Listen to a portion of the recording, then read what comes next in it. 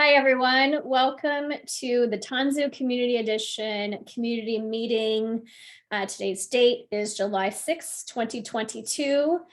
Today will be one of our last meetings until sometime in August. So if you're watching this from home, we would love for you to come join us live. Be on a lookout for on our website and on Twitter and whatnot for when these meetings resume. And when they do, you know, we should be meeting again every first and third Wednesday at 11 a.m. Pacific time. But if that changes, we'll make sure to update all that information and all the details accordingly.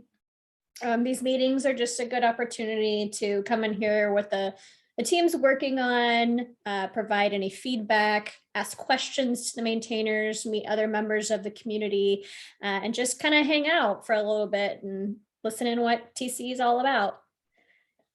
You know, while we have these meetings on pause, there are other ways you can come find us and reach out to us and engage with other members of the community. You can find us in the Tanzu Community Edition channel in the Kubernetes Slack workspace. We can be found obviously in GitHub discussions and our repos on the issue list. You can also email us in the Google groups, or you find us on Twitter at VMware TCE. For those that are on the call today, if you do have anything you want to bring up with the team today, make sure you add that to the discussion topics here, and we'll get to it towards the end of the meeting. And as always, a reminder to please read and abide by our code of conduct at any point you're engaging with us or any other members of the community.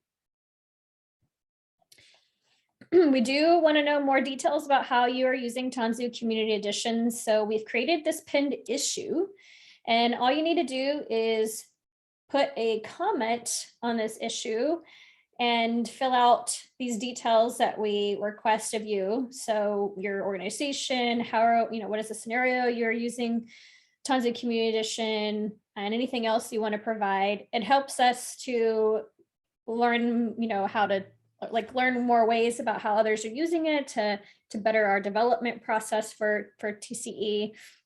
And it helps the community understand how others are using it, and then therefore they might use it in the same way. So please fill it out. It's super helpful for us. And if you have any questions about that, let us know. All the attendees that are on this call, if you could please add your name and any organization that you're representing to this attendees list here. It's entirely optional, but it helps us understand who all is attending these meetings and from who all from outside of VMware is attending. So we'd appreciate that as well. So some announcements to share.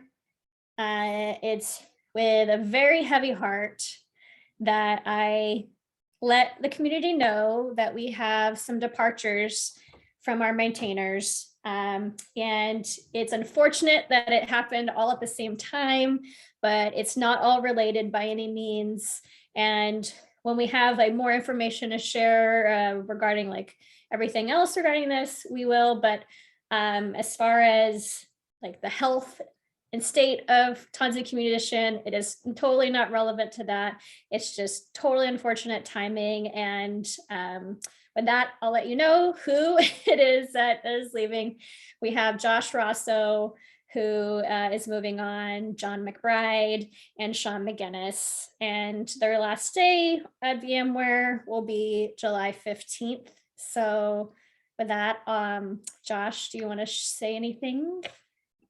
Sure. Thanks, Nancy. Hey, everybody. Yeah, so as Nancy said, I'm going to be leaving VMware, moving on July 15th. Just want to say it's obviously been a huge pleasure working on Tanzu Community Edition with y'all. You might remember, for those of you who've been around for a while, some of the kind of gnarly state we came from when we were first trying to get things launched and we couldn't even, you know, ship a thing, and how much we've kind of built up from there, how many cool community contributions have come in, like, you know, all Scott's cool work with like the package repos and all the awesome things we've seen from our user base. So both VMware employees and folks who have been using TCE, we just really appreciate, and I really appreciate all the involvement you've had. It's been a really cool project to work on. And as Nancy said, like, I don't no longer believe in TCE. I think Tanzu Community Edition has a lot of opportunity.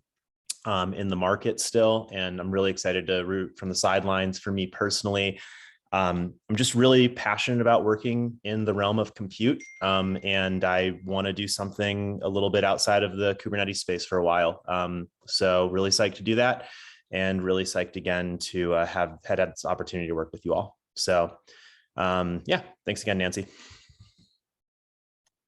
Yeah, thanks, Josh. So sad, but excited for what you do in the future for sure.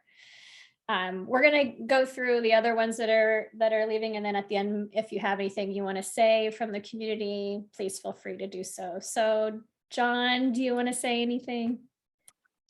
Yeah, sure. I think Josh captured all that really, really well. I feel similarly.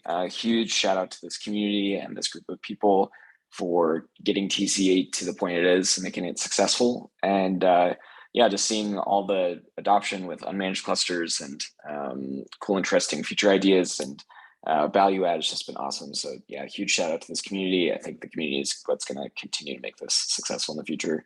And yeah, I'm just excited about doing something a little different and getting, curious about some things I don't know a lot about. Yeah, that's what excites me. So weird timing, but really, really excited for next steps. So thank you all for the great opportunity to get to work on this awesome, awesome project. Yeah, for sure. I have no doubt that you're going to excel at whatever thing you pick up next. Super excited to see that. And then Sean, anything you want to say? Yeah, well, third in line now, so not much to add. I agree with everything that Josh and John had said. Same for me. This has been pretty amazing going through from very early on till now, and it is bad timing. The project's still going. There's a lot of really cool stuff. I'm excited for the demo a little later in this meeting. So there's some cool stuff that can still be done with TC, and great thing about it being an open source project is, maybe you can still drop in once in a while and see how things are going. But yeah, it's been great. Yeah, thanks, Sean. Also super excited to see whatever you land next. And I know that all three of y'all are going to continue to be in the community in some form or fashion. And if you just get an itch to contribute in some way, that's always available to you. So we look forward to hopefully continuing that relationship. So I'll open that up. Does anybody else want to share anything?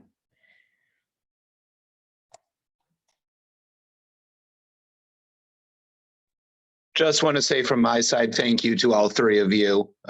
It has been a pleasure coming from the community, getting such great responses from the maintainer team. And it's been one of the projects that it's been really fun to use because of the maintainer team, not just the technology. So good luck, and thank you all for all of the help and everything for this whole period, and good luck.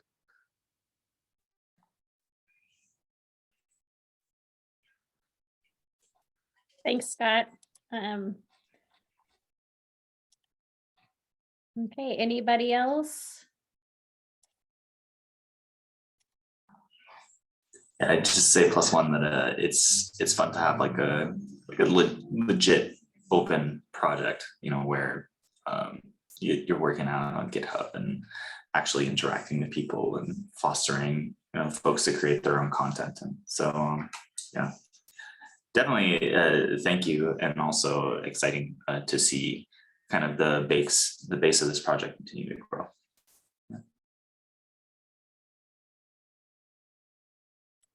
Yeah, thanks, Lee. Okay, any other comments, things to share?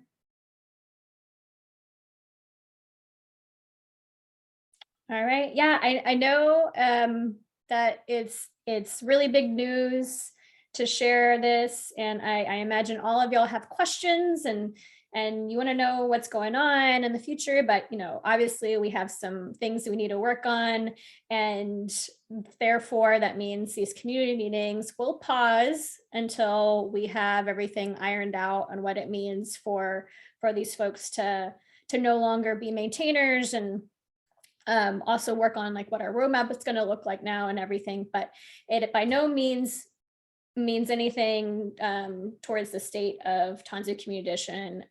We're really excited for the project and the future of the project. So, you know, if you are watching this or if anyone's attending this and you want to help contribute or anything like that, please reach out to us. We'd also love to get people involved that are excited about the project just as much as we are. So with that, we will move on to updates as far as engineering updates goes. We have the UI proof of concept update demo. So we've been working on this for a few months now. We've been sharing different updates to this concept and gathering feedback through all the community meetings. So we will share what that looks like as the state of it is now. So Shimon, I believe you're going to be doing this. Yes, thank you very much. Let me echo everybody's thanks and heartfelt appreciation to the three amigos who will be leaving us soon. Been a pleasure working with you guys. You've done a great job, and hope to move forward, you know, with the work that you've done into the future. I also, before I roll this demo, I want to give a shout out, excuse me, to Sean for his help working through some technical backend issues, and to Gary and Louis for their help with the UX. And of course, Justin, who's not on the call right now, and Panchajani and Christian are also my teammates who have been doing this work. I recorded a demo earlier today. It's a little bit rough because we had some last minute changes coming in, but let me just roll that clip and then we can talk about it.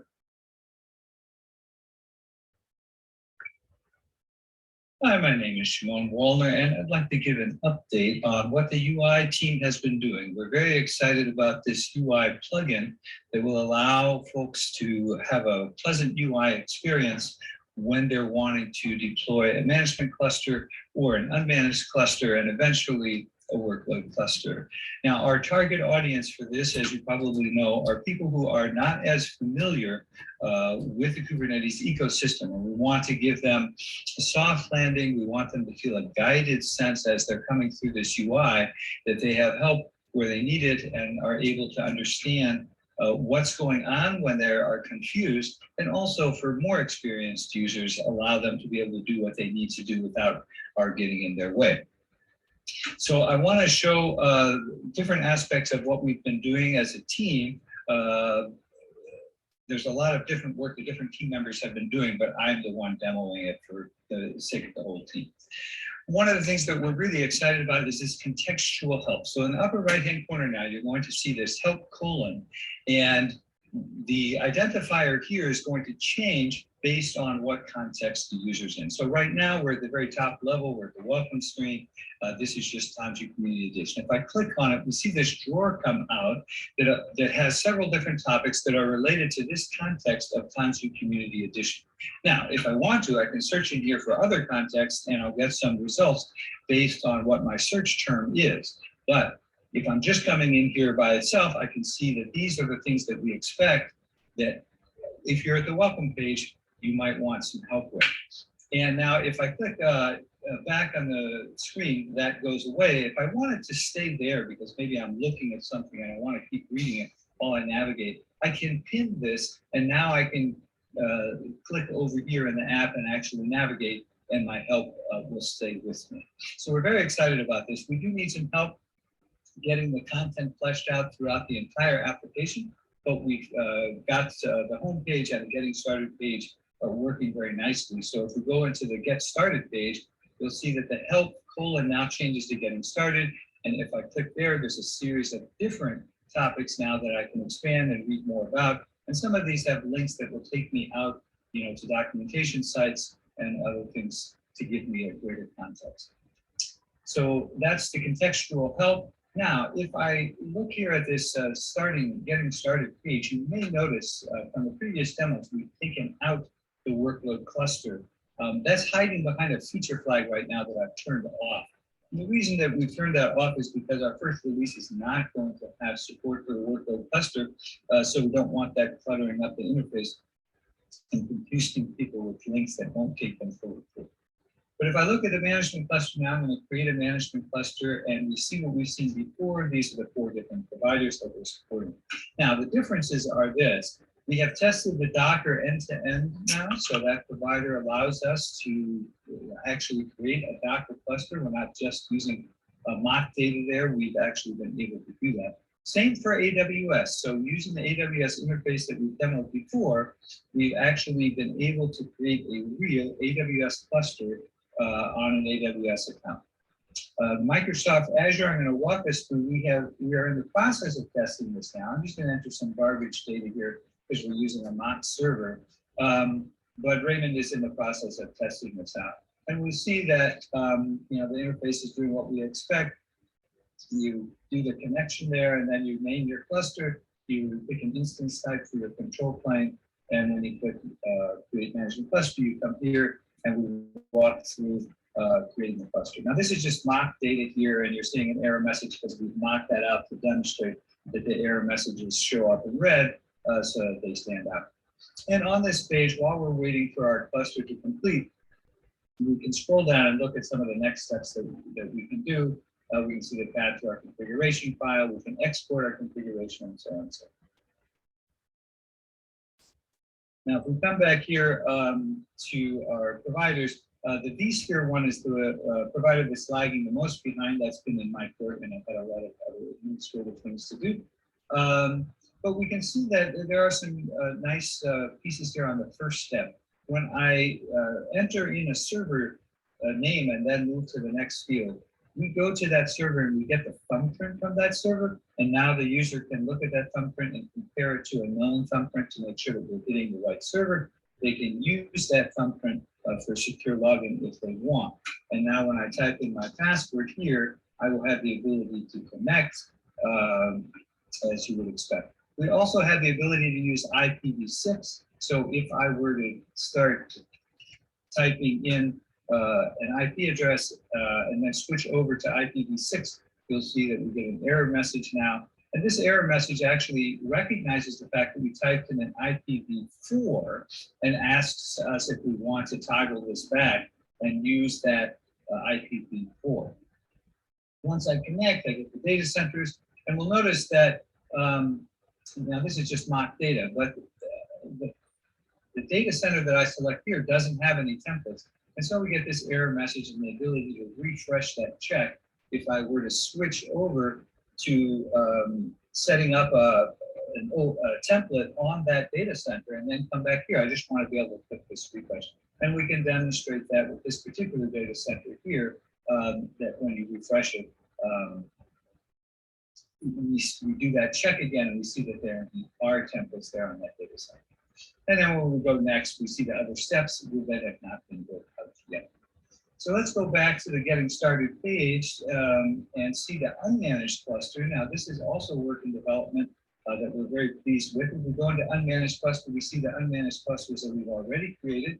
And if we create a new one, we see here that there's a very simple workflow for doing that. We enter our cluster name, and then we go in, and we don't have to change any of these values if we don't want to. We can use Calico, these two default CIDRs, and host port mapping, which opens up a host port to a node port, and we see that this is defaulting as it should. But we can change the protocol if we want to. We can change either of these ports. We can even change the IP address if we wanted to change it. And we display here the string that we're going to use on the command line equivalent so that the user can see how these things map together. And we can go ahead and create the unmanaged cluster there, obviously. Now, we have this idea of an advanced configuration now. If I click on the advanced configuration, I have the same two steps, but now I could specify the control plane node count and the working node count.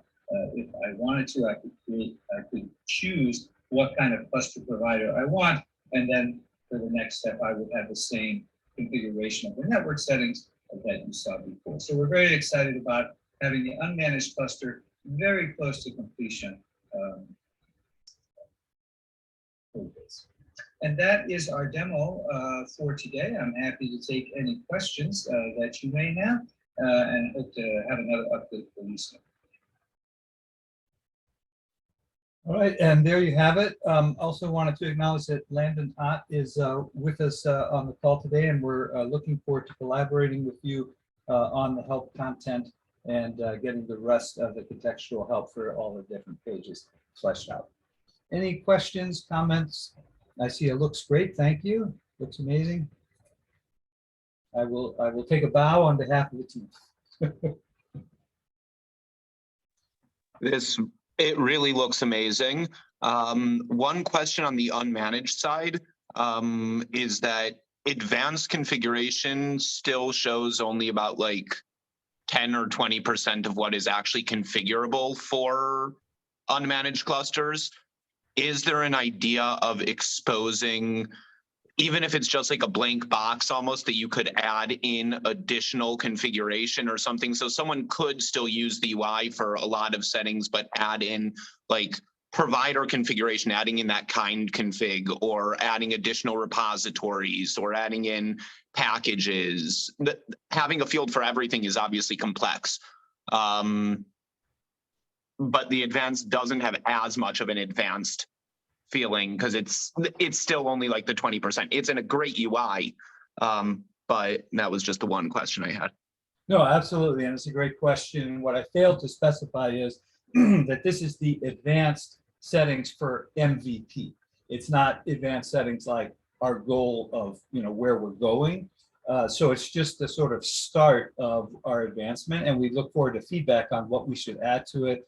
As you suggest, having a actual different control for every single option is probably not workable. But do we want to have more controls for some of the main options and then give the user the ability to just, add in a text, manner, some of the particular configurations? So that level of future is unclear, but we welcome feedback on it. And we just want to be able to get out our MVP with just a sort of suggestion and then get that feedback so we'll know, what would be the sort of top 10 list of things to include for our next release. Yeah, and does this generate a configuration file in the end, like the current management cluster Bootstrap does in like cluster configs folder? Yes. Mm-hmm.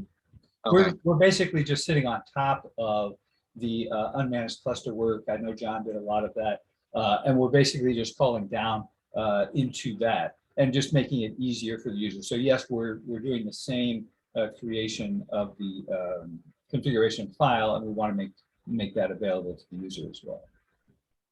Awesome. So this can be that kind of getting started guide, and down the road they have the file and can mess with that themselves and move on from there. Awesome. Exactly.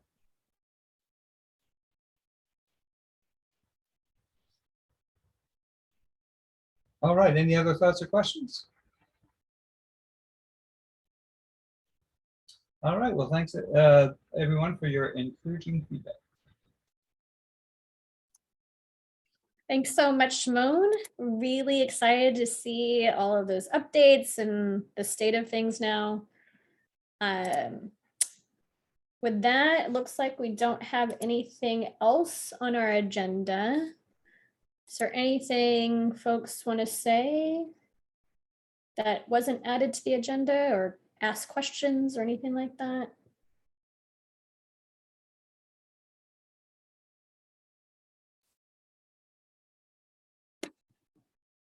Okay, well, with that, thank you all for joining today. Again, thank you so much to Josh, John, and Sean for your work on Tanzu Community Edition and your just pragmatic ways, your love for the community. It's been such a pleasure working with y'all. So I really hope that we somehow work together again in the future, but who knows? And if anybody is watching this from home and you want to share some thoughts too, be sure to find us in the Kubernetes Slack workspace channel. And if you have any feedback on the demo that you saw today as well, we would love to hear that. Okay, with that, we hope to see you again sometime in August. Stay tuned for details on when we will meet again. Thank you.